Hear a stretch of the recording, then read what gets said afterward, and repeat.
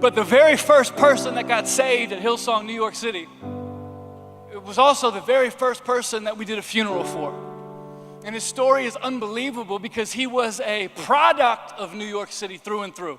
Arrested over 20 times, worked in nightclubs, he was a model, he was a bartender, he had struggled with years and years of abuse. And I used to invite him to church because he used to say, I don't want you to talk to me about Jesus. Now, I believe in God, but I don't believe in Jesus. And I'd say, well, Jesus is God, so just be quiet, just keep on coming. And he would start coming to church, and he would always let me know, he's like, I'm not coming to church for any other reason than there's girls in there. And I'm like, that's fine, just keep on coming, whatever it takes. I mean, people can handle it, keep on coming. And week after week, he would sit there, and I would watch his face change, just being around the glory of God, watching God do what he can do through broken people like our church is filled with. And I remember the day that he came running down the stairs to tell me, he said, Carl, I got saved in my quiet time today. I did something that you guys always say to do. I read my Bible, and I was just praying, and somehow I understand this, and I'm a Christian today, and it's awesome. And I remember thinking, that's the craziest story ever, because I thought it was going to happen a different way, but it happened like that. And he told me something before he passed away. He said, Carl, you know what did it for me? He said, you know how you always get people to turn to each other and how it's all awkward? Well, I secretly used to say it was awkward, but I used to like it because I don't talk to anybody all week.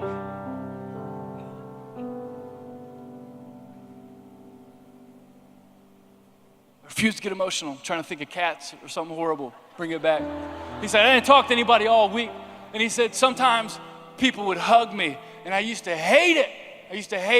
And I used to say, no, I'm not coming to church today. No one's going to hug me. But secretly, I would come to church. I mean, music is all right, and you're preaching is what it is. But I used to come waiting for those hugs because no one's hugged me for years. And I'd act like I didn't like it. But he said, week after week, people kept hugging me. And I would try to act like I didn't want it, but I would just kind of look around for hugs.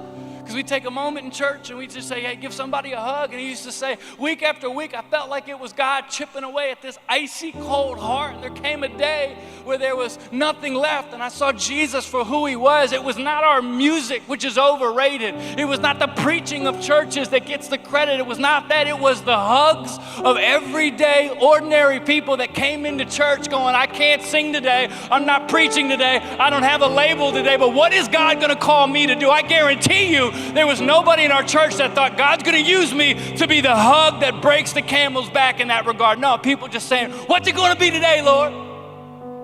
Can I plead with you? Maybe take my word for it that our world is so broken.